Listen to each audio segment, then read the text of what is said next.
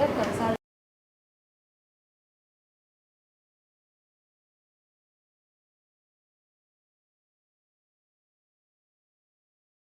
Thank you. A very good morning to all of you. Like Umesha said, yes, I'm an auditor, also a consultant. So just wanted to take you through some of these topics, a very timely topic, I would say, because governance is being discussed everywhere. Our government is also discussing the same, and everywhere else also in the world also discussing about governance.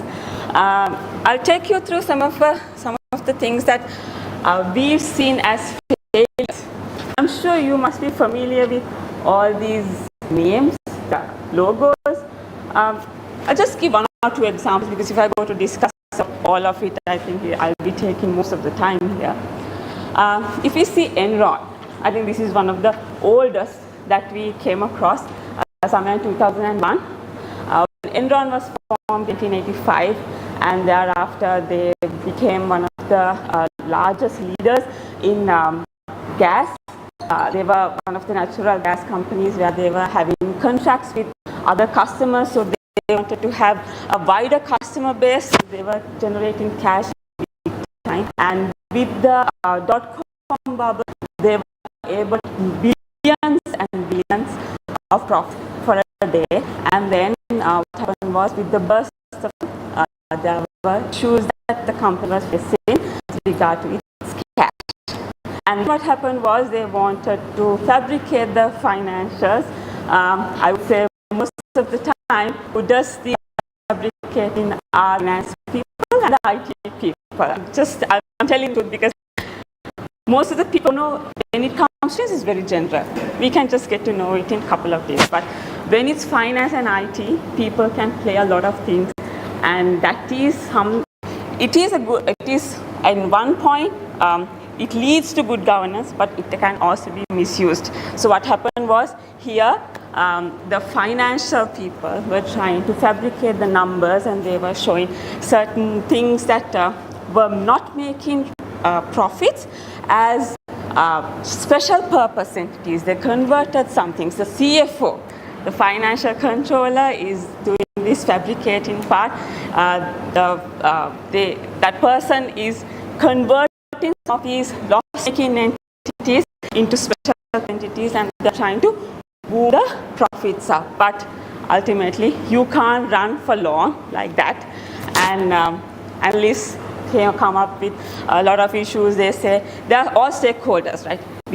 When it's a company, you have lots and lots of stakeholders. It can be banks, it can be people who are looking at you, analysts, and then the analysts come up with a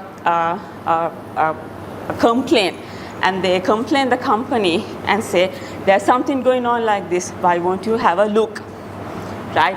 With that, they are recording about 600 million US dollars loss in 2001, and as a result, it drops the company share price from about 19 2000 to about 12 in 2001. That's one. I will take you through another video that's about Wirecard. Let's have a look at this video.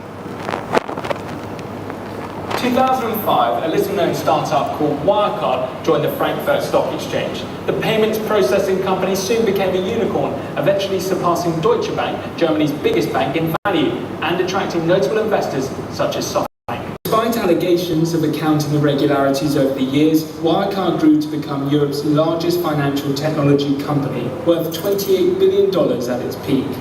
Former CEO of Wirecard has been arrested on suspicion of falsifying accounts. This after the German payments firm disclosed a $2.1 billion hole in its balance sheet. Then in June 2020, it filed for insolvency, finding itself at the center of one of the biggest financial scandals in history. In the autumn of 2018, Munich-based Wirecard was added to a stock index of the 30 leading German companies, also known as the DAX index, displacing the country's second largest bank in the process. It was a huge moment for the fintech industry to see a European company with the means to compete against the tech titans of Silicon Valley. It was in 2008 that the first allegation of accounting irregularities was lobbed at Wirecard. In the wake of the attack, Wirecard appointed EY, one of the world's biggest accounting firms, to conduct a special audit. It soon became Wirecard's chief auditor and would sign off the company's accounts for more than a decade. Following the first allegations, German authorities prosecuted two men who stood to benefit from Wirecard's stock performance. As more allegations of financial misconduct surfaced over the next few years, a pattern began to emerge. First, Wirecard would aggressively deny any accusations of malpractice. When the German regulators investigated, those officials sometimes focused their sights on the accusers instead of looking into the claims against Wirecard. As a result, some financial analysts and investors continued to heap glowing praise onto the tech darling. While Germany's financial regulator denied that it was protecting Wirecard, the company continued to emerge unscathed after each attack, and it became emboldened. Some critics of Wirecard were harassed and threatened with legal action, claiming that they, in collusion with short sellers, had published damning stories to manipulate its share price. Undeterred by the negative coverage, Wirecard's share price doubled in 2017 after reporting significantly improved revenue streams. By the summer of 2018, Wirecard's share price hit a peak of €191, valuing the company at more than $28 billion. It claimed to have 5,000 employees and processed payments for 250,000 merchants, and its clients included major European supermarket chains and airlines. Despite Wirecard's meteoric rise, troubling reports that its books couldn't be trusted continued to stalk it. An independent research company said its Asia operations were far smaller than claimed. In an attempt to quell suspicions of financial impropriety, Wirecard orchestrated a tour of its Asia offices to impress the investment bank analysts. As allegations of accounting fraud mounted, why did BaFin, the German financial regulator, not investigate the claims against Wirecard? Many analysts believe that Wirecard was seen as a rare homegrown tech champion that needed to be protected, and that any attack was an affront to Germany and its finance sector. In February of 2019, BaFin even announced an unprecedented 2-month ban on investors betting against Wirecard as its share price fell below €100, citing Wirecard's importance for the economy and a serious threat to market confidence. Some also point to Germany's corporate culture, which tends to be wary of foreign speculators, and the fact that many of these allegations were made outside of Germany, like British newspaper The Financial Times, accusations which BaFin have denied. Critics have argued that the country's regulatory system is not equipped to deal with a payments company like Wirecard. Unlike regulators in other countries, BaFin doesn't have the power to bring criminal charges or the oversight to investigate potential accounting malpractice. BaFin, along with the European and German central banks, also considered Wirecard a technology company, even though it owned a bank. Politicians have questioned that decision, as BaFin, the local government, Munich prosecutors, and the country's accountancy watchdog, FREP, have tried to shift blame for the fallout. Huge questions. I mean, is it an Enron type situation? Well, yeah, because Europe has got massive egg on its face. They wanted a big tech giant. They ignored a lot of the facts. What about the regulators? What about the auditors? Wirecard is a payment processor that facilitates debit and credit card transactions. Its payment systems collect money from the consumer's bank that issues the card and then delivers that money to the merchant so that it arrives in their account. Wirecard makes money by taking a percentage of every transaction they process. There are hundreds of payment processors doing the same thing, so how did Wirecard become so successful? Well, it marketed itself as the leader in payment processing systems and claimed it used a superior technology. As more of the world started to shift towards a cashless society, Wirecard seemed well positioned to capitalize on this trend. However, it was its rapid expansion, particularly in Asia, that caught the attention of investors. According to hedge funds and independent analysts such as J Capital Research and Zatara Research, Wirecard bought shell companies that acted as third-party payment processors, which could handle transactions in territories its licenses didn't cover. In return for Wirecard bringing them business, these companies paid commission into escrow accounts, which was claimed to total more than $2 billion. But in reality, these third-party businesses, which accounted for all of Wirecard's operating profits, were allegedly much smaller and in some cases weren't real. The relationships there are all authentic, have been checked, and we can at 100% reject these allegations. Following more accusations of fraudulent practices, Wirecard hired KPMG to conduct a special audit. However, it couldn't verify whether these escrow accounts were genuine. Then when EY went to complete its 2019 audit, it found that the escrow accounts that held all of the company's operating profits were fake, and the $2 billion didn't exist. CNBC reached Wirecard, which declined to comment on the accusations or the investigation itself. One of Germany's biggest accounting scandals has only created more questions than answers. Regulators are under the spotlight as investigators worldwide try to work out how Wirecard was able to portray itself as a highly profitable business for so long. Wirecard's auditor EY is also facing scrutiny for failing to check Wirecard's bank statements for 3 years. The fallout has also impacted SoftBank, whose reputation as an astute tech investor has taken another hit following the failed IPO of WeWork. But it's... Okay, so that's about Wirecard. Just wanted to show you what happened. This is something that happened very recently. Then now you may be wondering what happened to eBay. Yes, it was banned to take over some of the public interest entities for 2 years. This was published only last year, so I think they are still going through that ban. And then they were fined too. Now, you may be wondering why auditors couldn't check this. Right? When there is governance, if the governance practice is not stringent and streamlined, what happens is some of these officers who were working at Wirecard had escrow accounts. They were also maintaining accounts in Asia, which didn't exist. There were no transactions that happening. So this commission that was coming into Wirecard was boomed. So that's why when there are too many customers, auditors prioritize when they are doing their audits. So what happened was they have somehow missed to check these things, and that is why this thing was not noticed by the auditors for almost 3 years. So why I wanted to bring up these examples was that if we don't have proper governance in our workplace, it can lead to a lot of disaster. Okay, so what exactly I'm going to discuss with you today is how do we articulate the importance of transparency, accountability, and ethical practices in leadership while motivating stakeholders to commit to these principles for the betterment of the organization. So if the organization fails, it definitely fails the community as well. Okay. Moving on. Okay, so I have one more video about what governance is. Let's listen to her.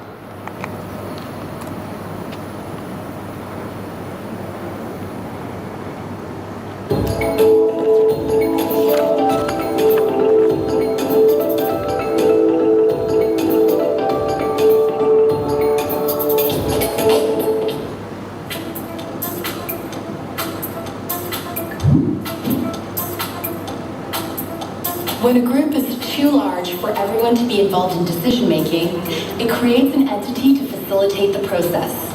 In an association, that entity is the board of directors. Members delegate the bulk of decision-making to the board, who then delegate the implementation of those decisions to staff. Governance is the rules and practices by which the board of directors ensures accountability, fairness, and transparency in its decision-making.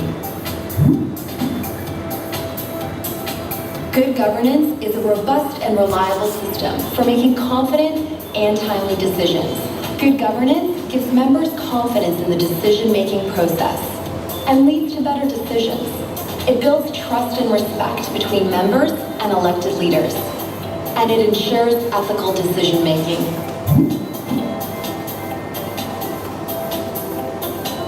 Governance determines who has a voice in making decisions, how those decisions are made, and who is accountable.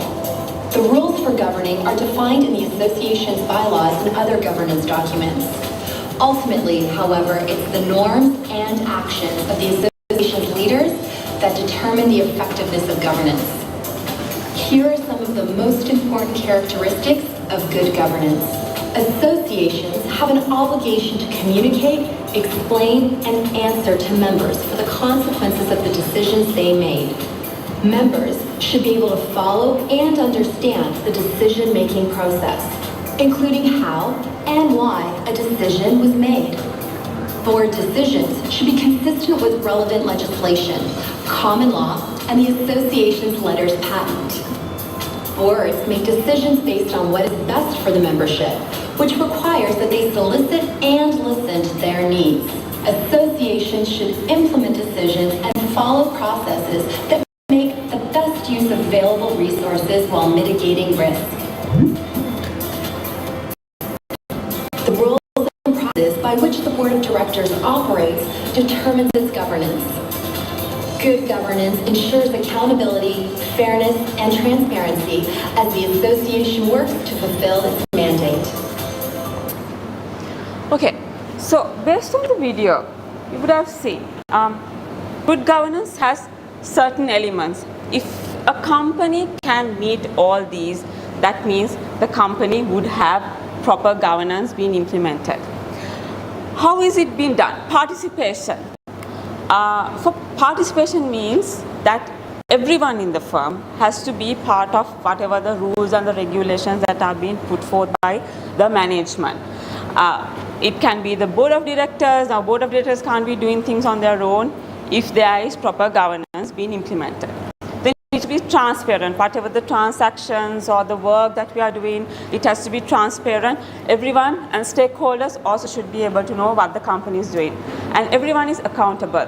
Like what happened at Wirecard, Enron, and all other cases, if you are not accountable for what we are doing, what happens is we won't find governance in the workplace. Then also follows rules of law.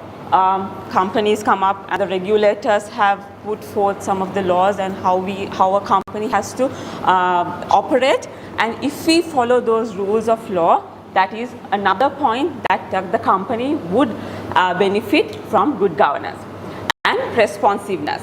Now, if a regulator is requesting for some information, if the company fails to respond to it, that means you're unresponsive and are not taking the law into, you're trying to take the law into your hands, and that means there is no governance or there's no transparency. So make sure that if a company is to do well, it has to have proper responsiveness to all stakeholders. Also equitable and inclusive, it has to include everyone, bankers, it can be regulators, it can be your employees, it can be someone who suppliers. Everyone has to be part and parcel of this company and the practices if you have to practice good governance. Then consensus oriented, you have to get everyone's ideas and see what is best, and if you can run the company to meet, sometimes it may not be, you may not be able to meet all the interests of the stakeholders, but to some extent if you can meet all those all the desires and the requirements, yes, that is also good, because you have to strike a balance. Sometimes whatever the consumers and the shareholders and the staff want may not be tallying. That is very practical. That's something that we can't manage also. But going forward with all these ESG regulations coming in and how we have to adapt to those rules and regulations that will be coming into practice, we have to make sure that we strike a balance. If we don't strike a balance, what happens is at some point there will be certain issues that we may have to face as a company. And effective and efficiency is also part and parcel of good governance. Right, let's see how boards fail. There are certain things that boards are not taking into account, and that leads to a lot of issues.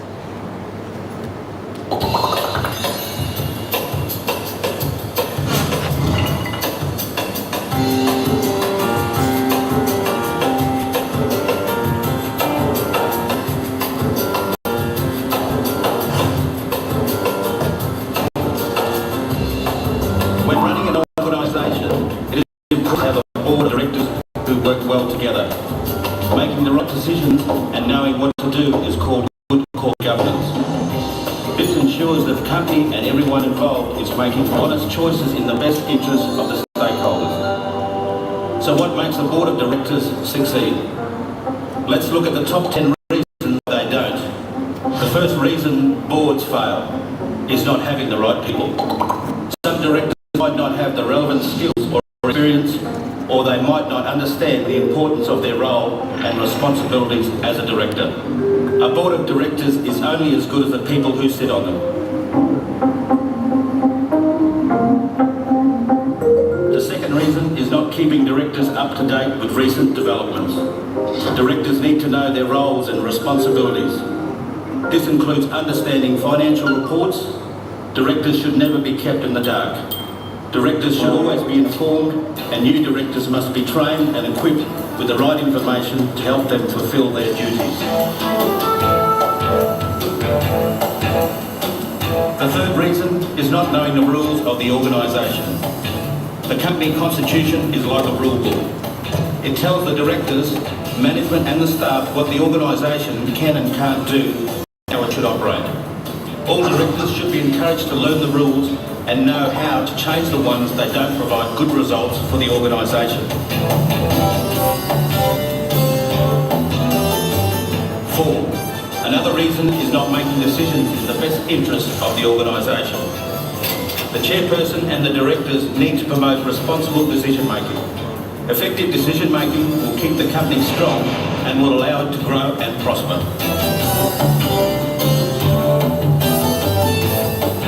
Reason number 5 is not recognising potential problems and risks that might threaten the organisation.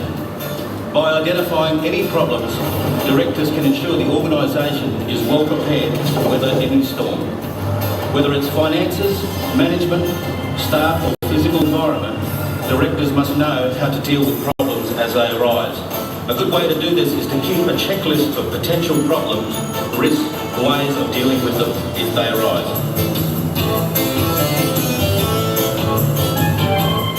Reason number 6 is not using the organisation's assets responsibly. Assets and funds belong to the organisation, not one individual or the board of directors. Directors should ensure assets and funds are used effectively to keep the organisation strong. This will leave a lasting impression on banks, government and suppliers. If assets and funds are used in the wrong way, the organisation will become weak and may not survive. The 7th reason boards fail is neglecting to pay taxes. Tax matters should be handled correctly. Tax and superannuation must be paid on time. Not reporting correctly can lead to financial penalties, cash flow problems and angry taxmen. Having people who understand taxes will help to address these issues.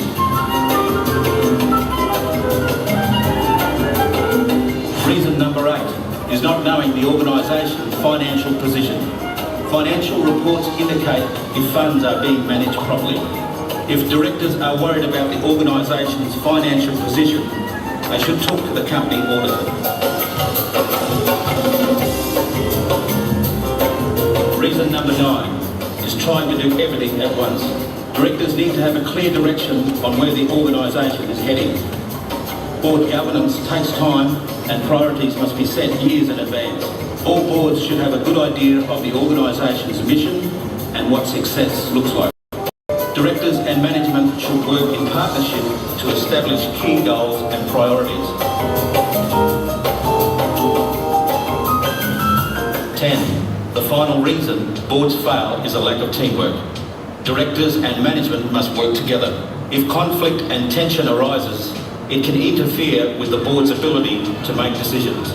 Constructive conflict can improve the decisions made because it's valuable to consider many points of view. Sticking to a well thought out strategic plan will give the board a direction and will minimise conflict. Good governance is made up of many different elements: teamwork, communication, transparency, financial audits. A code of ethics and effective reporting contributes towards an effective and productive board. An effective board means a successful and profitable organisation.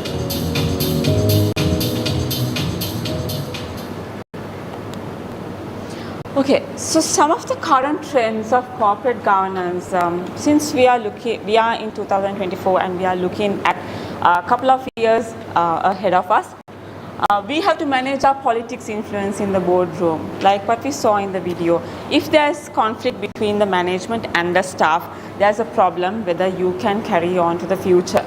And then boards are facing increased scrutiny from all sides. Like I said, when it's ESG, ESG is being discussed at many forums now. That is what's in, and ESG, with regard to cybersecurity, and everywhere else. It's been discussed at all forums. So if we are in that, what we're looking at is the value chain is improved. Your value chain has to be improved. It's not just one or two people who have to look up. It has to start individual as an individual from your home. How much of electricity are you using? How much of electricity are you wasting?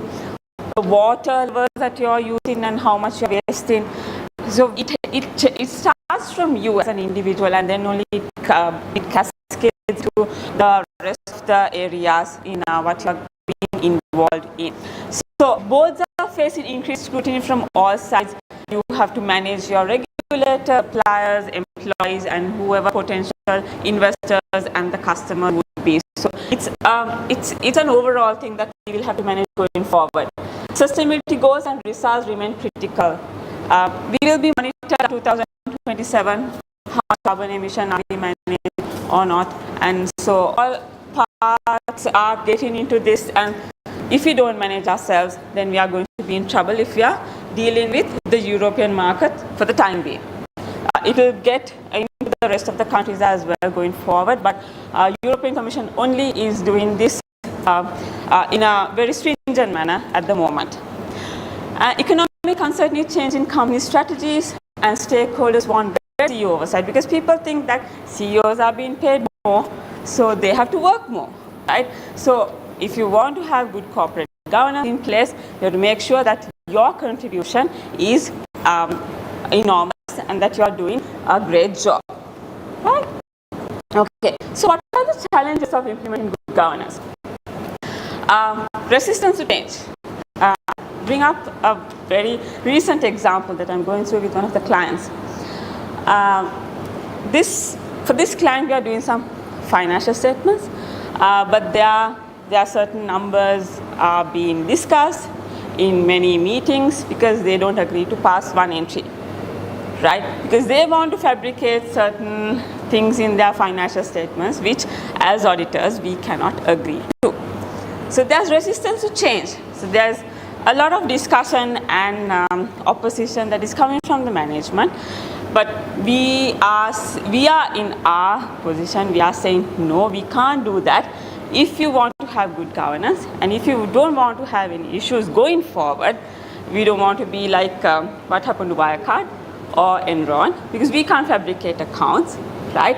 So when there's resistance to change from the management, if they're adamant for certain things, there's a bit of an issue that we can have good governance going forward in that company, right? So if it is family businesses, most of the time this happens in family business, but I'm not saying that it doesn't happen in PLCs. It can, but when it's private limited companies, they think they are not being governed well, so they think they don't want to change. So there's resistance to change, which will have an impact on good governance being practiced. Then lack of awareness and understanding. Sometimes people won't know. Most of the clients are coming to us asking what kind of policies we should adopt with regard to the shareholders, with regard to the ESG regulations and things like that. Sometimes management are not aware, so they don't know how they have to implement certain things, policies, practices in their business. Then there's inadequate resources. We have a lot of brain drain. Certain things are not being managed well, so there can be issues with resources and cultural barriers. If you are dealing with other countries or with people, if people have communication barriers, there will be an issue with how we are going to implement good governance.